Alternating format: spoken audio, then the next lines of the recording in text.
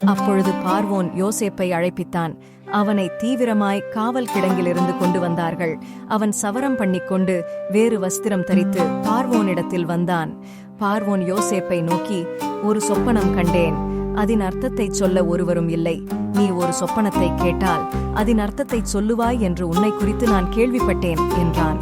அப்பொழுது யோசேப்பு பார்வோனுக்கு பிரதியுத்தரமாக, நான் அல்ல, தேவனே பார்வோனுக்கு மங்களமான உத்தரவு அருளிச் செய்வார் என்றான். பார்வோன் யோசேப்பை நோக்கி, என் சொப்பனத்திலே நான் நதியோரத்தில் நின்று கொண்டிருந்தேன். அழகும் புஷ்டியுமான 7 பசுக்கள் நதியிலிருந்து ஏறி வந்து புல்மேய்ந்தது. அவைகளின் பின் இளைத்ததும் மகா அவலட்சணமும் கேவலமுமான வேறே 7 பசுக்கள் ஏறி வந்தது.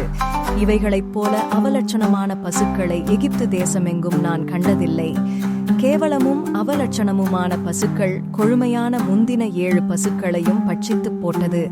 அவைகள் இவைகளின் வயிற்றுக்குள் போயும் வயிற்றுக்குள் போயிற்றென்று தோன்றாமல் முன்னிருந்தது போலவே அவலட்சணமாயிருந்தது.